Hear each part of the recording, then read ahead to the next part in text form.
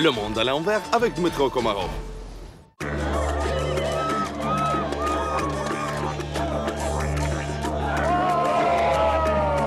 Bon matin, chers amis. L'émission Le Monde à l'envers vous salue. Je suis prise en otage par la tribu cannibale et ce sont les sentiments extraordinaires. Ne quittez pas la chaîne et vous allez apprendre ce qui va arriver ensuite. Ne tuez pas, ne tuez pas.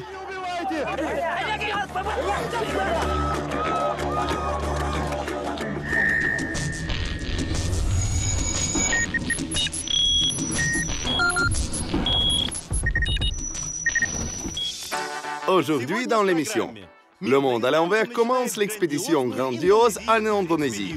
Dans la première série, nous allons voir les 3 les plus célèbres îles de l'État. D'abord, on volera en Nouvelle-Guinée et on éprouvera nous-mêmes comment les ancêtres des cannibales rencontrent les visiteurs. Je suis le citoyen de l'Ukraine! Téléphonez à l'ambassade! La Papouasie est un des endroits les plus sauvages sur la Terre. Mais de là, nous irons à l'un des plus touristiques, à l'île légendaire Bali. Enfin, nous allons voir ce qui serait mieux de ne pas montrer aux visiteurs étrangers. Il s'est déjà fusionné avec une pierre et ils ne font plus qu'un. Le 3e arrêt est une île la plus peuplée de l'Indonésie, Java. C'est bien là-bas que nous allons éprouver la profession littéralement infernale en descendant au cratère du volcan en action. Allons-y. Ne quittez pas la chaîne. Le monde à l'envers avec Dmytro Komarov. L'île de la Nouvelle-Guinée, la Provence, la Papouasie. Une petite ville m'amena dans un endroit le plus isolé et sauvage de notre planète, la vallée de Baliem. Elle vient d'être découverte au milieu du siècle passé. Les chemins ne mènent pas ici. On ne peut y parvenir que par les vieils avions à hélice. Les voyages coûtent énormément cher, donc les touristes ne sont pas nombreux. Mais les papous de la vallée de Baliem ont saisi il y a longtemps. Les traditions anciennes sont un moyen excellent de gagner grâce aux visiteurs non nombreux.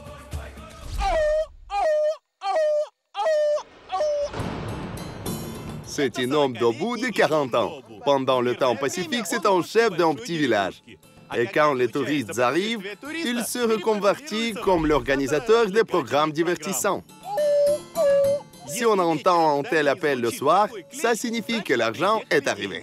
Et demain matin, les chefs de tous les villages aux environs doivent être prêts au combat.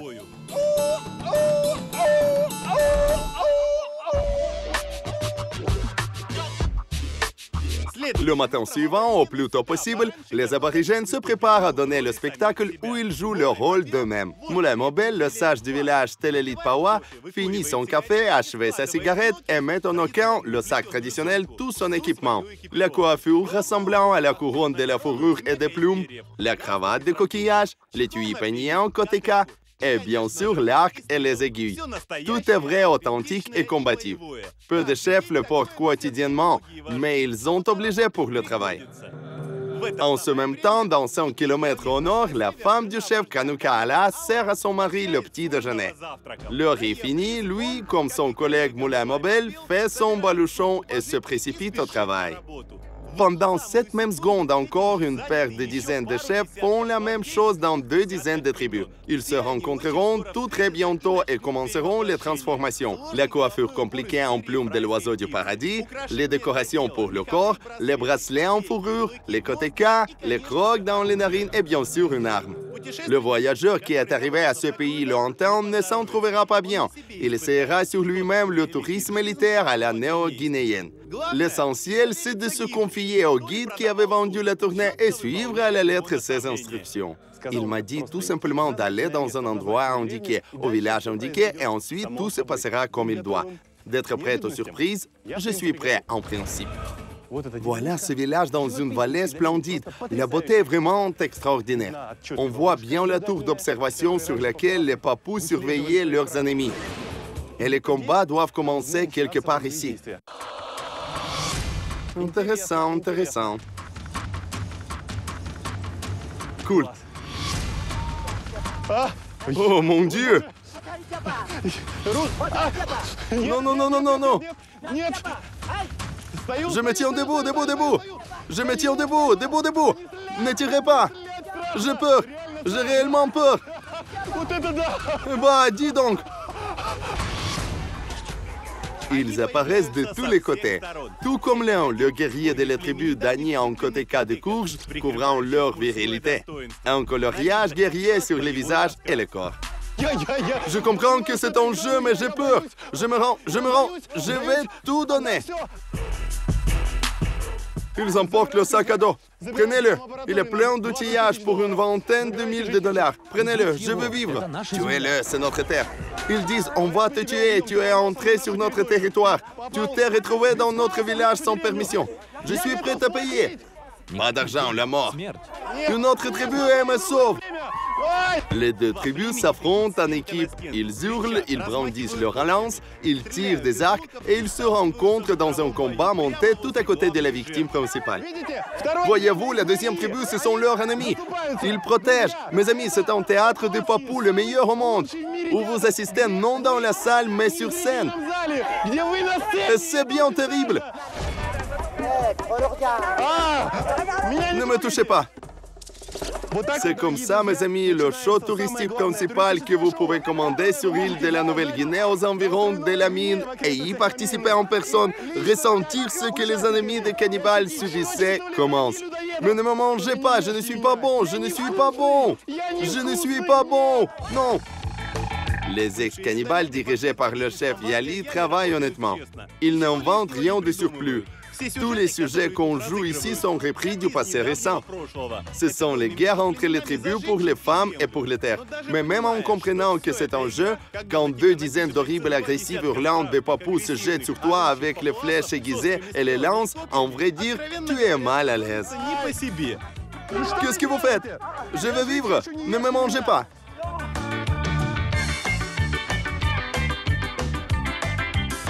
J'imagine, c'est ce qu'il se passait aux temps anciens quand il y avait les guerres pareilles, en effet, et quand les gens allaient tuer ainsi. Je veux rentrer chez moi. Je suis un citoyen de l'Ukraine. Téléphonez à l'ambassade. Les papous remplissent leur fonction des acteurs passionnément. Et évidemment, ils en prennent plaisir. Horreur! Je ne veux plus déjà de théâtre. Je regrette d'avoir commandé ce divertissement. Quel travail honnête, c'est quelque chose. Mes amis, c'est le sentiment complet de la réalité. Pas les pieds en avant. Toi encore, les pieds en avant.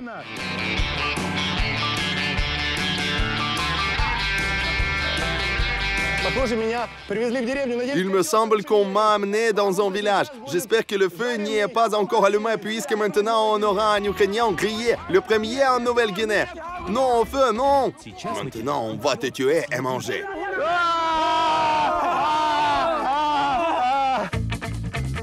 Tu voulais voler nos femmes. Tu touchais à nos cochons. J'ai pas pris vos femmes.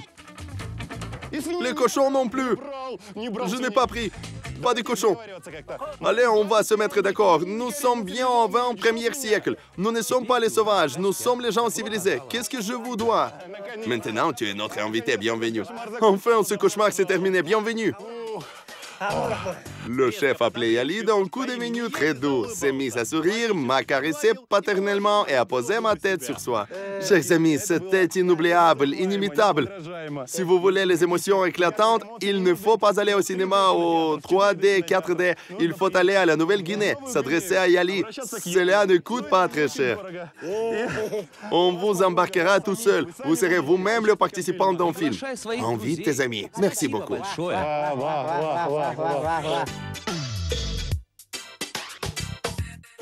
J'étais allongé sur votre Koteka, pardon. Je n'ai pas écrasé quelque chose. Non, tu n'as pas écrasé. Dans notre village, chaque homme doit porter un Koteka.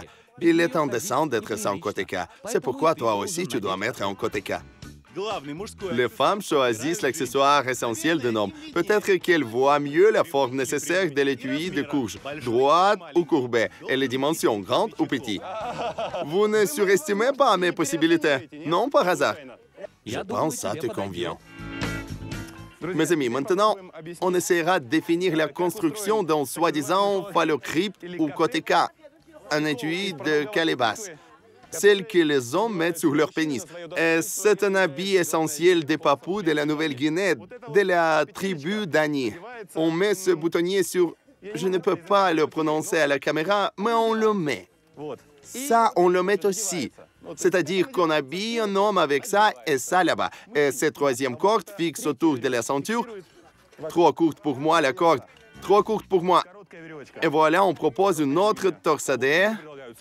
Excellent. Autre utilisation de la corde.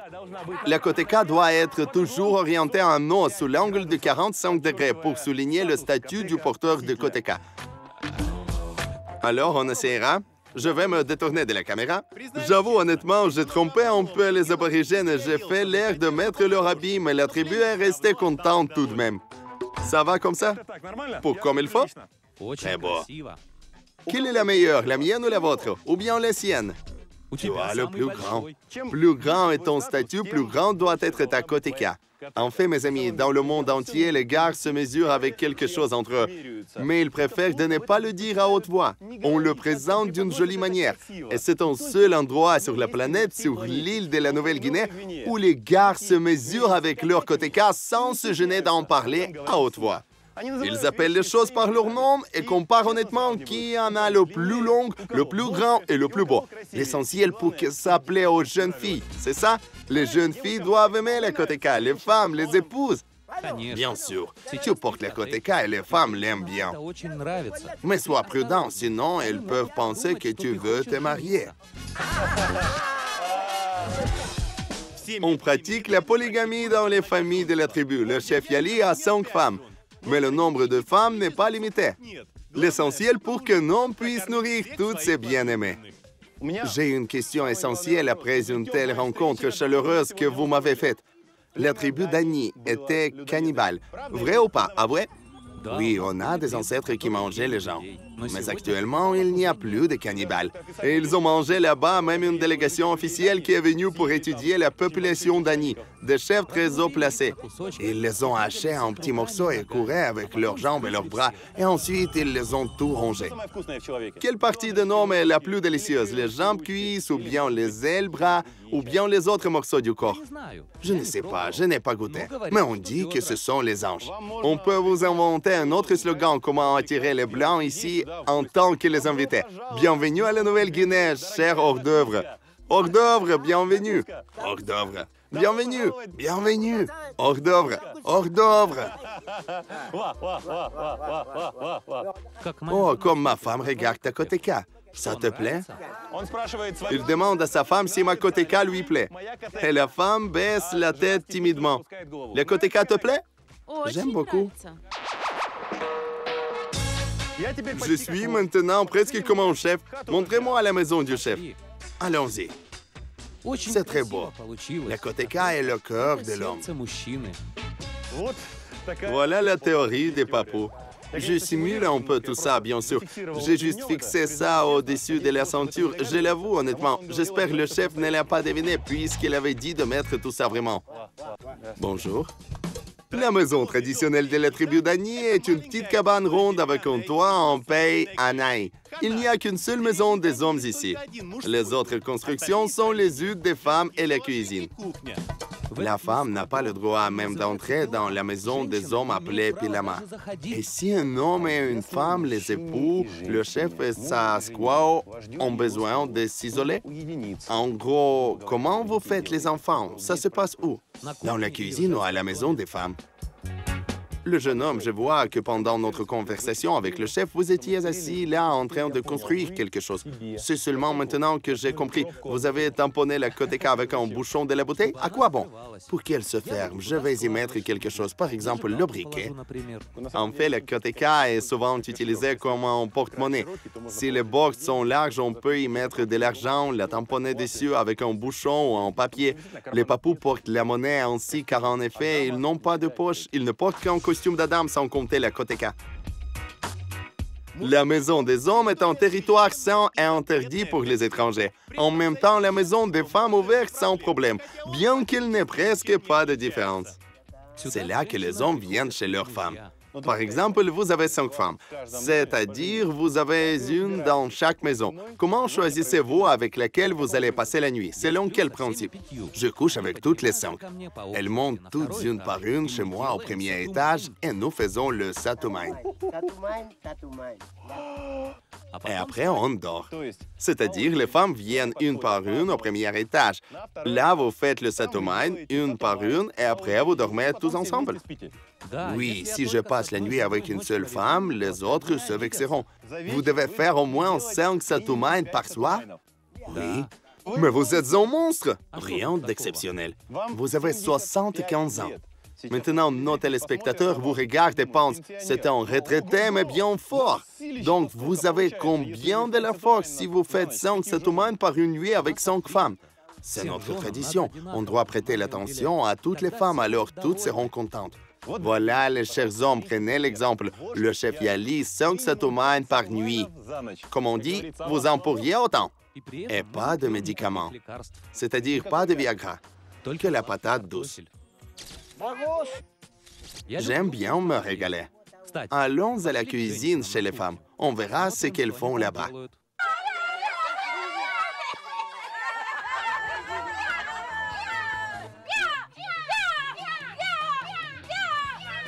C'est notre chant de mariage traditionnel. En vrai dire, quand il n'y a pas de hôtes, pas de touristes, les filles dansent et chantent aussi de la même manière. On chante pendant la fête les autres jours que pour les touristes. On interdit aux étrangers d'entrer dans nos maisons. Pour nous, la maison est un endroit sacré, mais il faut bien montrer quelque chose et divertir les autres. C'est pourquoi on les amène ici à la cuisine. Comment nous avons pu d'entrer à la maison si vous ne laissez pas y entrer les touristes, les étrangers? Les touristes restent les touristes, mais nous, on a notre vie réelle. Certaines choses ne sont pas à vendre. Vous êtes les journalistes et on voudrait vous montrer aux Ukrainiens la vie courante sacrée et nos vraies traditions. C'est pourquoi on fait pour vous une exclusion.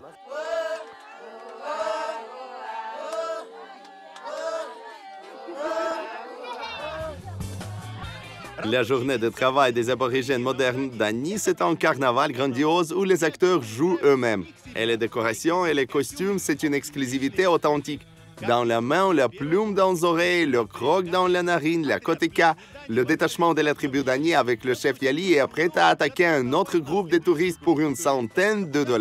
Faire peur avec les armes amenées dans son village, mettre sur le visiteur l'étui de couche et chanter le chant traditionnel de mariage. Et tout le monde est heureux. Les papous ont de l'argent et les touristes ont les photos pour Facebook et les impressions pour toute leur vie. C'est le théâtre tribal le plus honnête de ceux que j'ai pu voir. Le monde à l'envers avec Metro Komarov. En fait, c'est une partie la plus touristique de l'endroit, le moins touristique sur la planète. Mais la Papouasie peut être tout à fait autre. Dans la nouvelle saison, vous verrez. Les momies de la vallée Baliem. Que ça fait peur. Un cauchemar, une toile d'araignée. On voit qu'on n'ouvrait pas depuis longtemps. L'exclusivité, le chef figé pour toujours. Étonnant, le visage s'est bien conservé. Le secret de l'embaumement, c'est comme si on enfume le corps au-dessus du feu. Et les détails horribles, il est figé en pose d'un embryon. De nos jours, on n'enfume plus les chefs de papous au-dessus du feu. Ils sont incinérés. C'est un rituel qui, malgré toutes les interdictions, tout le monde s'énerve, mais ça s'explique. Nous avons réussi de filmer quand même. Un spectacle plus sinistre qu'il est difficile à imaginer. Les proches pleurent ici, le four souterrain fonctionne à plein. Le feu est allumé. C'est horrible tout ça. On va emporter les corps.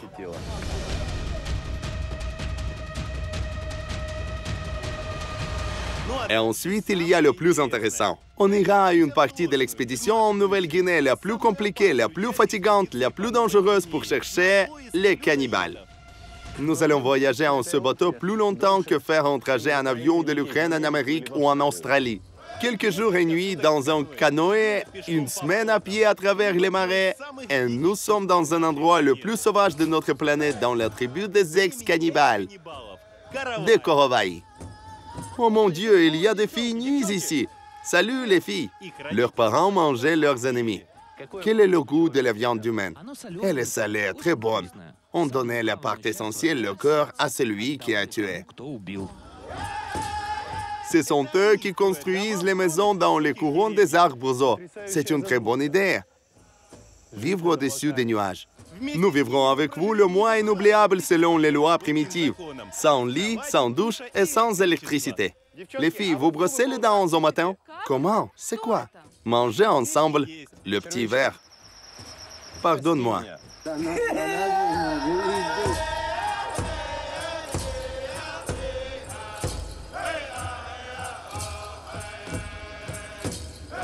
Travailler.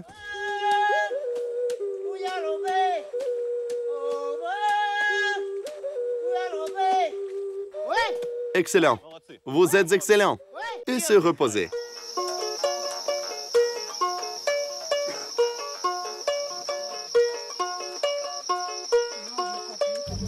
Et on construira un vrai gratte-ciel primitif, une maison de Corrovaille à la hauteur de 30 mètres.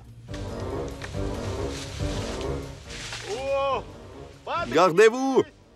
Toute une semaine, on montera à la hauteur de l'immeuble à 9 étages les matériels de construction en travaillant selon les lois de l'âge de pierre. Notre équipe vite chantera ensemble. Et dans une semaine de travail fatigant et dangereux à la hauteur, on fêtera la nouvelle maison entre les amis. Mangeons du lard. Le travail sera si extraordinaire que nous allons même filmer le film sur le film en découvrant nos secrets de télévision extrêmes. Pendant que la caméra filme, nous ne devons pas entrer dans son champ visuel. C'est pourquoi moi et Sacha, on est comme ça debout au-dessus du précipice. Tout cela et beaucoup d'autres saisons indonésiennes de l'émission Le Monde à l'envers. Ne manquez pas. Et juste maintenant, de Papouasie sauvage, nous nous dirigeons à l'île touristique Bali. Ne quittez pas la chaîne. Le Monde à l'envers avec Metro Komarov. Bali est une île touristique la plus popularisée de l'Indonésie. Les plages, les discothèques, les boîtes de nuit, les restaurants, le shopping et le surfing, le yoga et le massage, le yachting et la pêche. Les fruits exotiques et les excursions au temple. La civilisation est venue au Bali avec les touristes et aujourd'hui on peut y trouver n'importe quelle marque connue mondialement. Même aux endroits les plus éloignés, chaque Balinais a un portable. Mais en même temps, il reste ici les endroits dont l'existence est impossible à croire au XXIe siècle.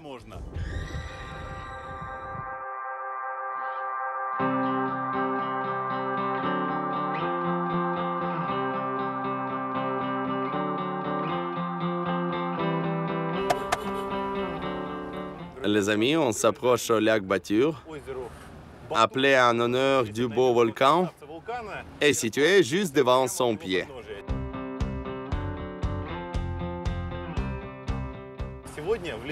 Aujourd'hui, dans la forêt, pas loin de cet étang, on verra une tradition unique du peuple Baliaga, ou comme on dit aussi Balimula. Vous n'avez encore pas vu pareil. Chacun de nous sera horrifié de la chose dont ce peuple est célébré. Mais c'est une norme pour un balinais. Nous apprenons très vite ce que ça peut être. Mais pour l'instant, notre Jeep manque l'essence. Pour Bali, ce n'est pas un problème, car la station de l'essence domestique improvisée avec l'essence dans les bouteilles existe dans chaque village. Est-ce qu'il y a de l'essence? Oui. Excellent. D'ailleurs, l'essence, c'est le même mot en indonésien. Donnez-moi 5 litres, fille.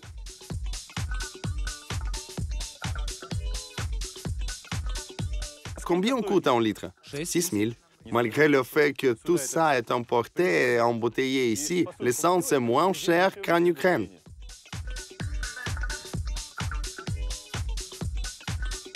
Est-ce que tu connais qu'il y a à côté le village Trunian avec une cimetière horrible de Balimula? Les gens n'enterrent pas les défunts, ils les mettent sous un arbre tout simplement. C'est horrible. Je peux te montrer le chemin si tu veux. Volontiers. Allons-y.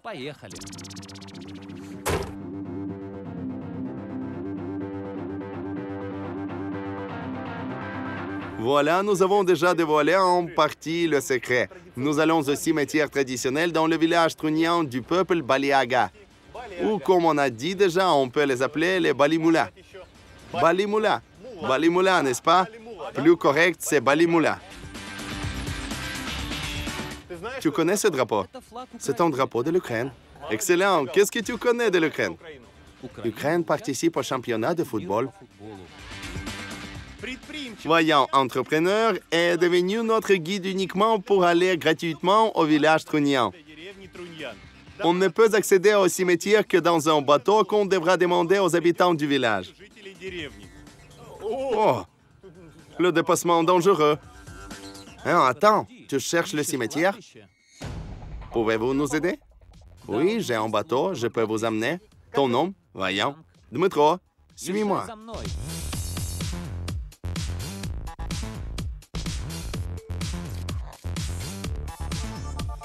Ici, il y a une inondation, mes amis. Tous les champs, tous les magasins sont inondés. Il y a eu une forte pluie pendant quelques jours. Le village des pieds mouillés. Pendant la saison des pluies, les rues se transforment en rivières qu'on doit passer dès lors par les poses, les planches et les pierres. Les bottes à caoutchouc aident les certains et pour les certains, ce n'est pas la mer à boire. Les gens entreprenants y élèvent le poisson. On a fait plonger le frétin. Le jour ordinaire dans le village Trunian est la baignade dans un lac. La lessive dans le même lac aussi. On peut laver la vaisselle juste dans une flaque et casser du bois après. Et ce sont les femmes qui font ce travail. Les gars prennent le petit déjeuner, se promènent aux habits blancs et regardent les femmes travailler. C'est un ordre établi.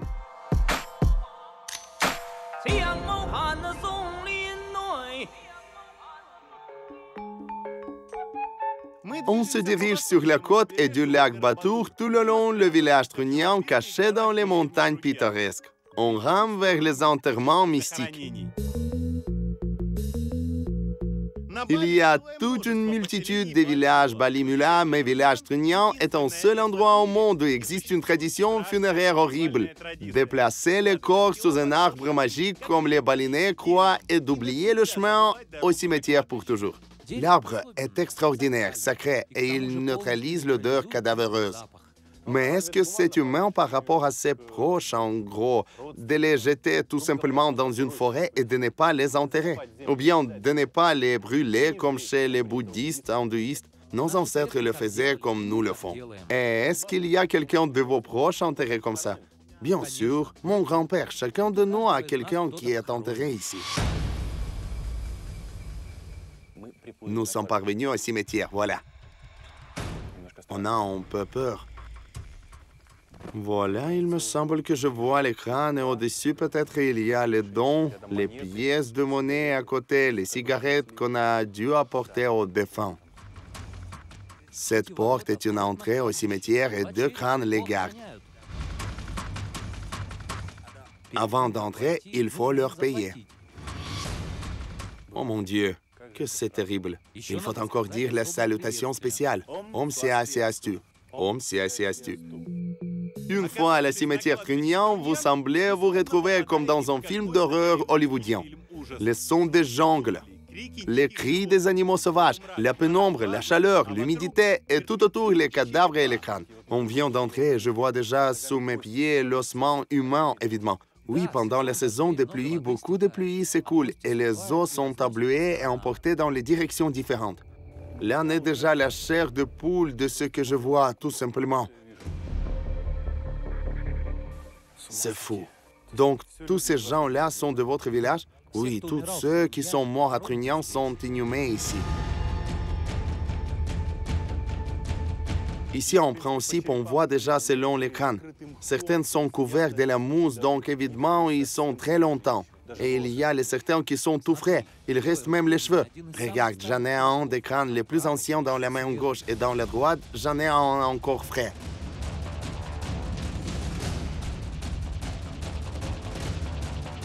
On voit d'ici déjà très bien que les certains crânes se trouvent ici depuis plus d'un an, visiblement.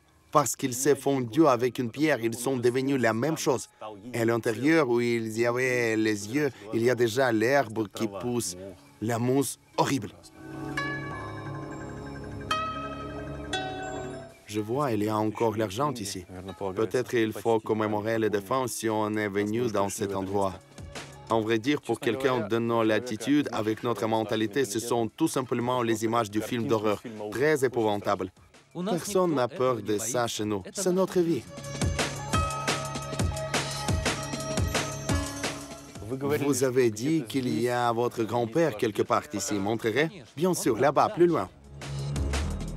Oh mon Dieu! Ici, il y a même les vraies tombes. Voilà, ici repose mon grand-père, Kurdim. Il est mort il n'y a qu'un an. Il avait 70 ans. Je vais me retirer peut-être car il doit rester chez la tombe de son grand-père tout seul. En fait, les habitants de Trunion ne visitent pas le cimetière et ne commémorent les défunts. Ici, cela n'est pas accepté. Mais Vaillant nous a amenés et il n'a pas pu passer bien sur la tombe de son grand-père. Il regardait le portrait et ensuite il caressait la photo. Il se rappelait de son grand-père avec le cœur gros. Son papy le voilà tout droit sur la terre, tout près. Il y a seulement la cage tressée, la hutte. Un Chaksadji protège le corps symboliquement de notre regard et on reste du temps des animaux sauvages. J'aimais beaucoup mon papy et racontait comment les funérailles se passent ici. Notre cérémonie ressemble à celle de Bali. Un grand nombre de gens se ressemblent. On boit, on danse et après on amène le corps ici dans un bateau. Il est interdit ici d'apparaître aux femmes et enfants du peuple Balimula.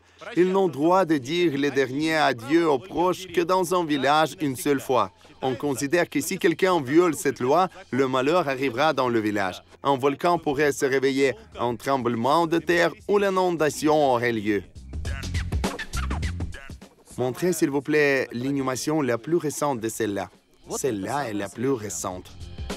Oh mon Dieu, quel cauchemar. Je ne peux pas même le regarder. Une image horrible, tout simplement.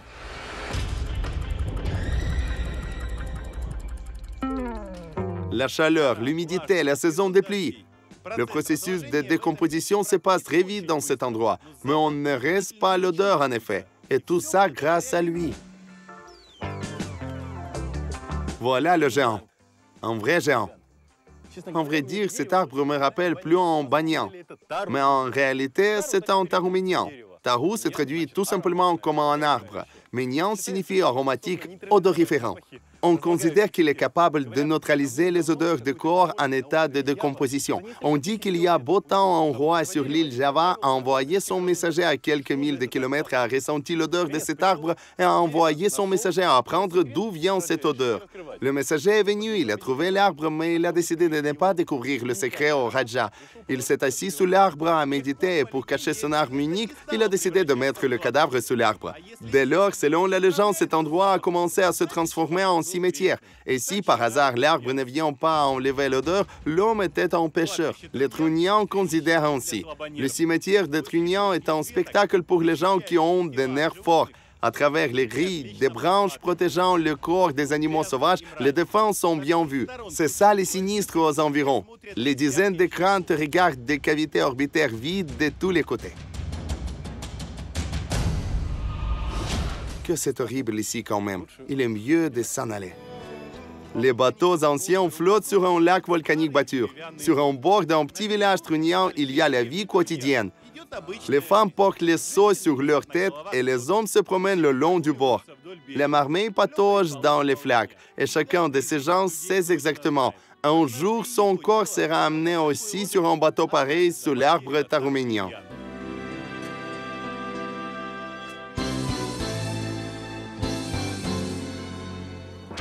Le monde à l'envers avec Dmytro Komarov. On retournera obligatoirement au Bali pour voir non seulement le côté sombre, mais aussi son côté ensoleillé. Le surfing nous attend, les splendeurs extraordinaires et les divertissements dangereux qui ne se sont pas terminés tragiquement que grâce à miracle.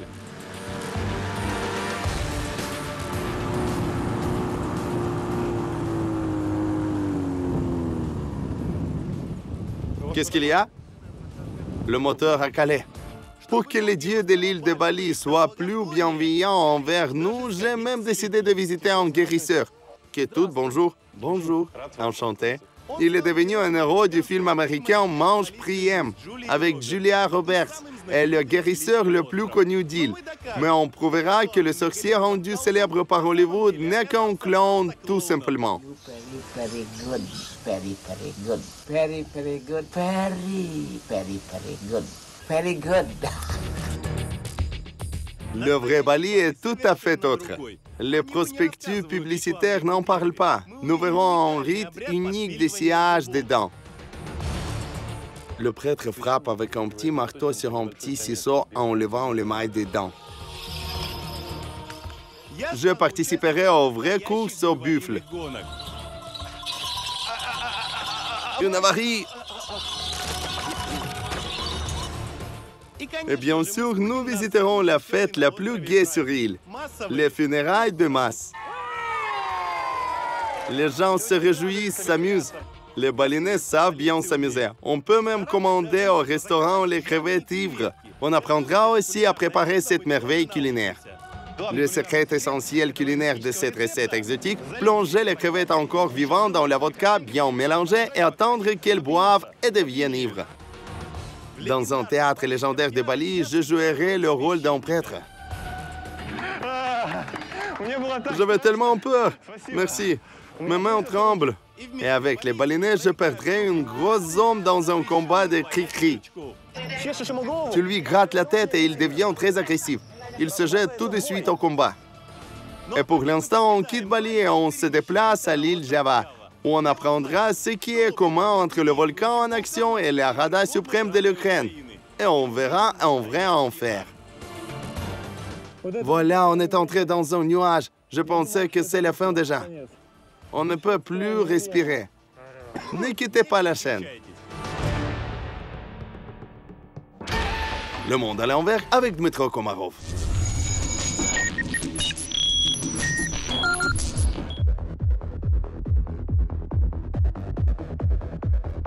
Il y a les 120 volcans sur l'île de Java. Les 32 sont en action. Aujourd'hui, on montera au sommet et ensuite on descendra au cratère d'en deux. On peut voir très souvent les gens avec ces paniers à palanches sur la route au sommet d'Ijan. On fera connaissance et demandera à quoi ça sert. Salamat Pagi, bon matin. Bon. Quel est votre nom? Soupno. Et moi, c'est Dmytro. On porte le soufre qu'on extrait au cratère du volcan dans ces paniers près du lac acide. Tu n'imagines pas la difficulté de ce travail. Volcan Ijan, ou bien Kava Ijan, est situé pas loin de la ville de Banyuwangi, à l'est de l'île de Java, dans une centaine de kilomètres de Bali extra-touristique. Mais ici, on ne sent pas l'odeur du tourisme, mais celui du soufre. Le soufre est en effet très lourd comme une pierre. Chers amis, ça concernait surtout le genre masculin. Si en enfance, vous enlevez le soufre des allumettes, l'allumé en faisait des petites bombes, cette odeur vous sera bien connue. Une odeur du soufre des allumettes, mais en plus forte. Vous ne pouvez même pas imaginer, il est impossible de le déplacer. Ici, il y a au moins 100 kg. Un cauchemar. C'est un dommage au dos garanti et encore beaucoup d'autres problèmes. À mon regret, je ne pourrais pas éprouver cette profession. Je dirais tout droit. Chiche. Bon matin. Bon matin. Moi, je suis Suleiman. Voilà, tu vois la quittance. Il est écrit que j'ai dans mes paniers 100 kg de soufre. Alors, mes chers culturistes, vous croyez toujours que vous êtes les plus forts? Vous, monsieur Olympia, je doute bien. Regarde cet homme. Je suis fier de vous.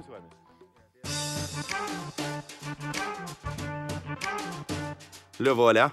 Encore un héros. Salamat Pagi. Bon matin. Salamat Pagi. Regardez avec une main. 100 kg. Tu as du soufre au nez. Pardon, qui t'aidera? La femme seulement à la maison. Merci. Quel est ton nom? Vito. Vito, ce sont les députés? Oui, les députés. Ont-ils fait quelque chose pour vous dans votre vie? Oh, rien. Ils m'ont juste offert un T-shirt. La même chose chez nous en Ukraine. Ils peuvent coller ces photos sur les T-shirts, mais les gens n'ont rien d'utile.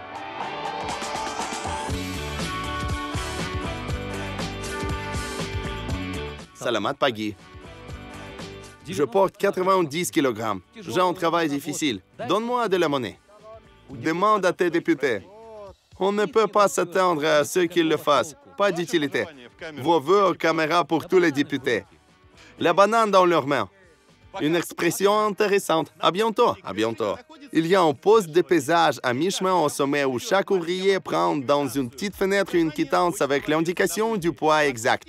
Et ayant descendu de la montagne, ils reçoivent son argent qu'il a gagné. Honnêtement et avec grande difficulté. Il y a une vieille construction à côté où les exploitants du soufre dorment pour ne pas dépenser le temps et l'argent pour les allers-retours à la maison et commencer le travail plus tôt possible. Oui, mes amis, ce n'est pas du gâteau.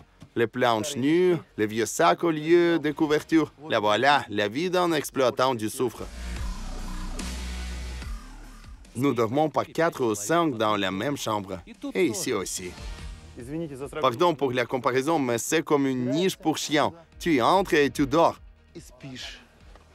Pour te réveiller le jour suivant à 2 heures de la nuit et aller au cratère chercher le soufre pour apporter à tes enfants 8 $.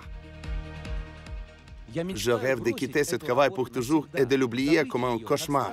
Et combien vous êtes au total, les travailleurs ici qui rêvent d'oublier pour toujours le volcan, leur travail infernal et de ne jamais sentir l'odeur du soufre? Nous sommes 450 hommes. 450 hommes, c'est comme le nombre de députés ukrainiens au Rada suprême de l'Ukraine. Le chiffre est exact. Tu sais, j'ai une idée dingue. Vu que le nombre dans les deux collectifs est pareil, on pourrait les échanger. On a, il y a longtemps, besoin du sang frais dans notre politique. Vous tous, les exploitants du soufre, allez en Ukraine, à la Rada suprême pour diriger. Et tous les députés vont aller ici pour porter le soufre. Ça serait cool. Une idée excellente, mais je pense qu'ils ne seront pas d'accord. Moi non plus, je ne veux pas être un politicien. Il y a tant de corruption là-bas. Ce travail n'est pas bon, n'est pas honnête, n'est pas propre. Et le mien est honnête. Laisse tomber, on va travailler.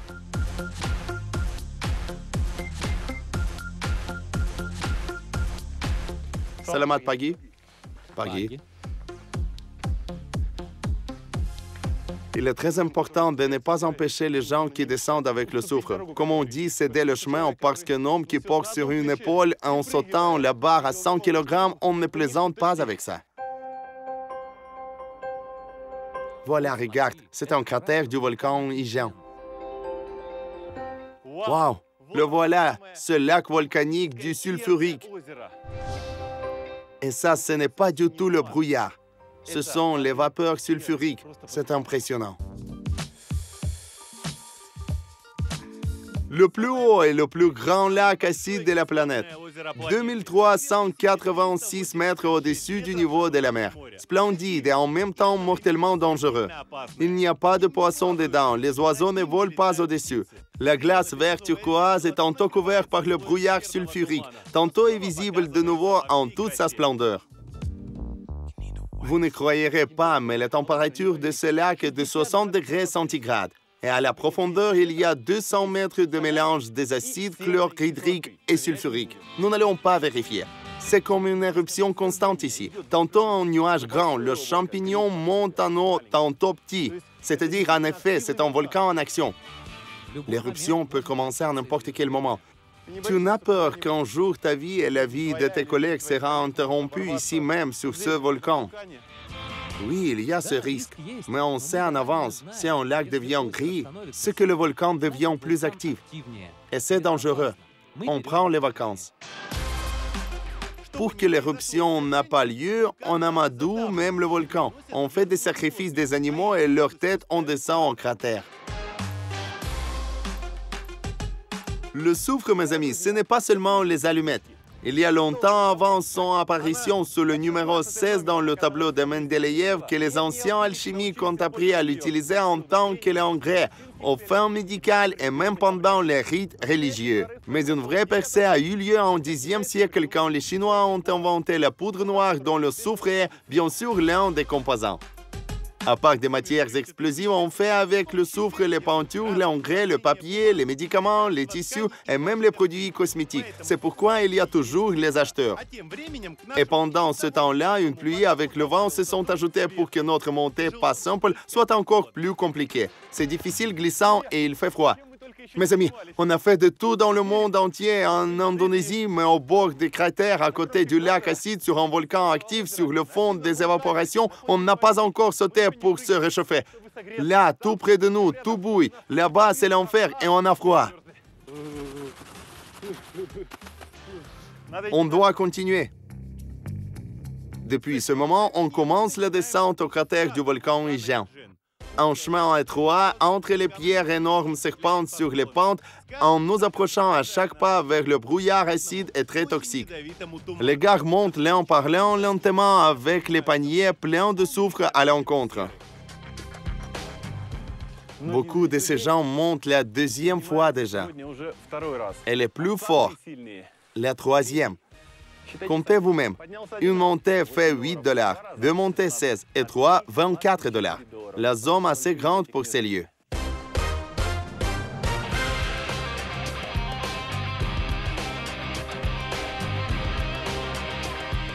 C'est un abri, hurrah! Ça devient plus difficile à respirer. Il y a quelque chose qui brûle à l'intérieur, une odeur désagréable et les sensations étranges. Cela me rappelle l'eau minérale sulfhydrique. Même plus, l'eau dans le lac est comme un acide pour le radiateur d'auto. Surtout au fond, si elle tombe sur la peau, on peut avoir une brûlure.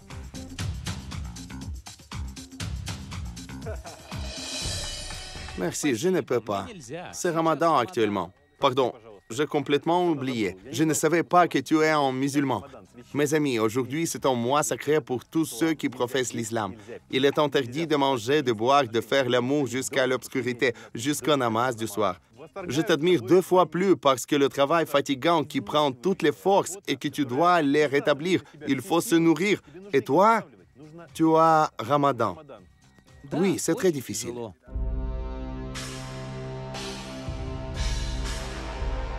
Quelle odeur! Le vent souffle envers nous. Horreur!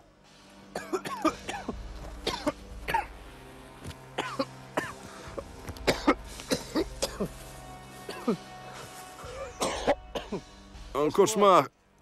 Les amis, mes yeux pleurent. Le nuage est venu ici. Alors, Sanya, tiens. C'est maintenant que je sens le gaz sulfhydrique pour la première fois. Quand ce nuage est venu, j'ai, excusez-moi, failli de renvoyer mon déjeuner. Tous les 3 petits fours. Le nuage sulfurique est en train de s'estomper et on peut respirer normalement. Et nous on va montrer à nos téléspectateurs l'air qui est à notre opérateur héroïque Alexandre Dmitriev. C'est pratiquement un conquérant de l'espace ou dans Everest. Alors que Dieu soit avec nous, la partie la plus intéressante et la plus dangereuse de notre voyage commence. Il y a 100 mètres jusqu'au cratère.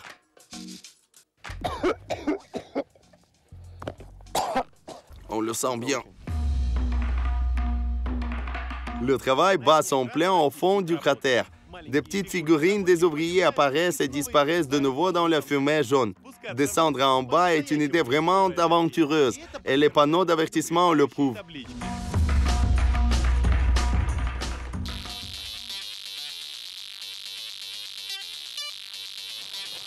On est prêt de sortir en espace.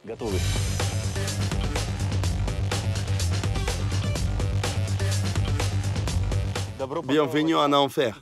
Il est tout à fait impossible de respirer ici. Il faut aller là-bas. Aucune envie d'y aller, en vrai dire, et ça fait peur. La fumée avec l'odeur forte remet littéralement les poumons à l'envers. Mais la plupart de ces braves ne pensent même pas à mettre le respirateur, la serviette dans la bouche et au travail. Là voilà la production de soufre. Il est impossible presque de respirer. Attention, recule. Explique ce principe en général. Comment cela marche? Le soufre sort d'ici, durci et nous le ramassons. Comme je connais, ces vapeurs sulfuriques sortent de la terre. Elles sont condensées sur ces tuyaux et ces couches sulfuriques se forment. C'est ça. On s'en va vite. Les poumons sont fort brûlés à l'intérieur. Je ne m'étonne pas maintenant pourquoi la durée moyenne de la vie des ouvriers dans cet endroit n'est pas très longue. On ne peut pas compter les dangers de l'exploitant du soufre. Le moins important est le traumatisme des genoux et du dos que les ouvriers subissent chaque jour en emportant les fardeaux lourds. Les accidents comme les chutes des ouvriers et des pierres ne sont pas rares, mais le plus terrible de tout, ce sont les gaz toxiques qui empoisonnent l'organisme chaque jour. Le soufre bruyant, le travail infernal, et tout ça pour gagner de 8 à 24 dollars par 24 heures.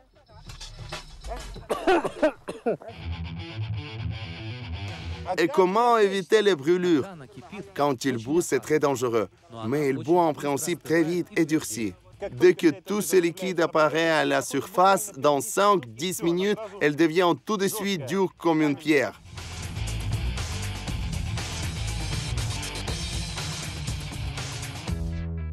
Eh bah, dis donc, nous sommes entrés dans le nuage. Je pensais que c'est déjà la fin. Recule plus loin.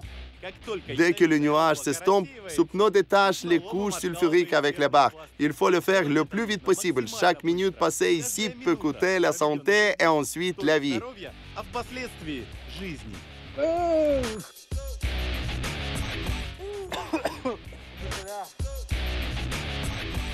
Quand la fumée va au sens contraire, on travaille, mais dès qu'elle avance sur nous, on se sauve en courant.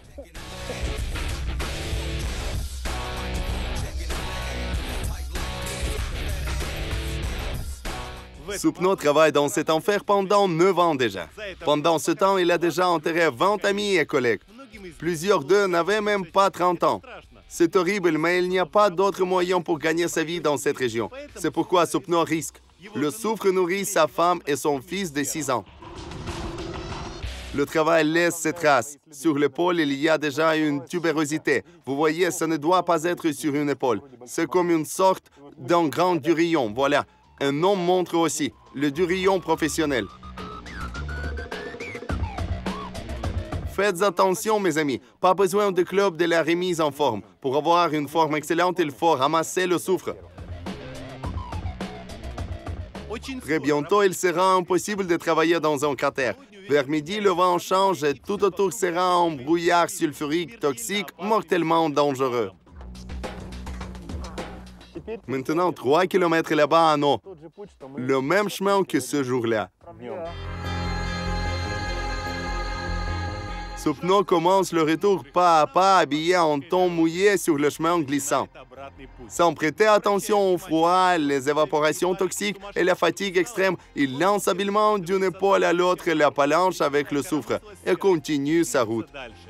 Il est au bout des forces. Les balances nous montreront bientôt 85 kg. Il a gagné 7 dollars. Mais au lieu de se reposer, il courra en eau pour une nouvelle partie.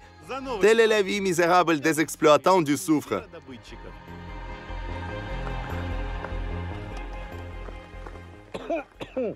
La mine sulfurique infernale Hygiene fonctionne chaque jour sans jour férié ni week-end. Cette méthode d'exploitation du soufre est le moins cher au monde. C'est pourquoi la production continuera peut-être jusqu'à l'explosion d'Hygiene, tout simplement, et jusqu'à la nouvelle éruption. C'est seulement là que tout se terminera. Le monde à l'envers vous dit au revoir juste pour une semaine. Voyagez, soyez étonnés avec nous. Nos meilleurs souhaits et bon week-end. Au revoir.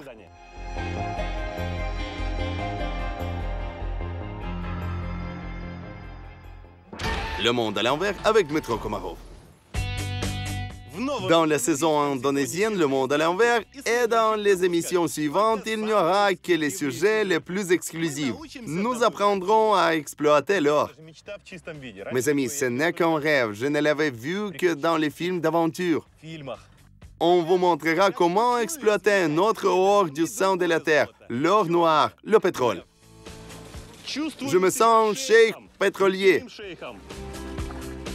On ne laissera pas de côté les gisements de diamants en cherchant dans la boue ce que se transforme en diamant après la taille. Le diamant brille même dans un égout. Les connaissances uniques nous attendent. On l'appelle l'homme arbre. Ses bras et ses jambes sont transformés en racines. Son histoire horrible, il racontera lui-même. J'étais un homme ordinaire. J'avais une femme, mais après, je suis devenu un monstre. Et ça, c'est Evie. Il est un transvesti. C'est bien Evie qui a élevé l'homme que nous connaissons aujourd'hui comme Barack Obama. C'est maintenant qu'Obama est mince et d'une grande taille. Pas comme avant. Avant, il était dodieux avec les boucles. Et dans la région où il vivait, on l'appelait Barry Negro.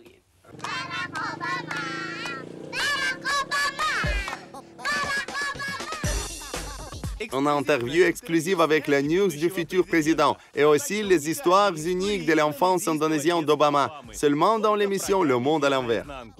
A-t-il tiré les filles par les tresses? Il y avait une fille aux cheveux longs. Il la tirait constamment comme on tire le cheval par sa crinière. Taraji, ce sont les gens qui organisent les funérailles les plus chères et les plus gaies.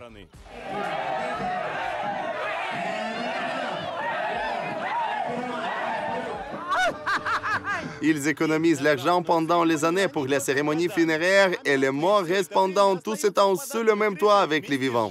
Il est mort depuis longtemps? Depuis plus de 2 ans, il y a longtemps. Nous serons les témoins de la ponte des œufs par les tortues de mer. Et moi, personnellement, on laissera partir à l'océan les 200 petites tortues. Les mâles ne rentreront jamais sur le bord. Les filles y rentreront dans 25 ans à peu près pour ponter ces œufs. Oh mon Dieu, la plage est toute couverte par les tortues. Et nous trouverons dans le jungle le plus petit singe en tarsier. Littéralement comme ça, moins que la main humaine. Les descendants des dinosaures, les varans géants de l'île Komodo. Les autochtones les appellent les dragons et ont très peur. Et leur peur est bien justifiée. Je ne pouvais pas me retirer la jambe de sa gueule pendant longtemps. Il y avait beaucoup de sang. Tout ça et beaucoup d'autres, regardez dans une nouvelle saison de l'émission Le Monde à l'envers de l'Indonésie. Ne manquez pas.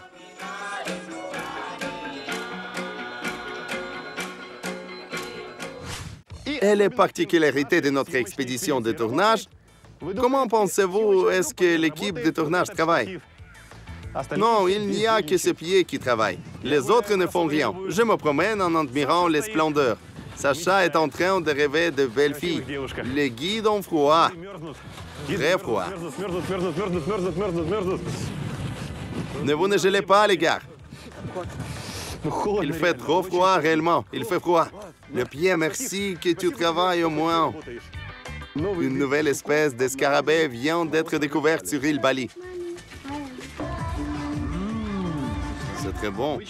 Un petit déjeuner ordinaire de notre opérateur Alexandre Dmitriev. J'ai le même petit déjeuner. Non, 5 étoiles. On nous aime beaucoup ici. Je ne sais pas, je serais mal à l'aise de dormir comme ça. Vous imaginez, tu dors et tu as une telle représentation. Le Monde à l'envers avec Dmytro Komarov.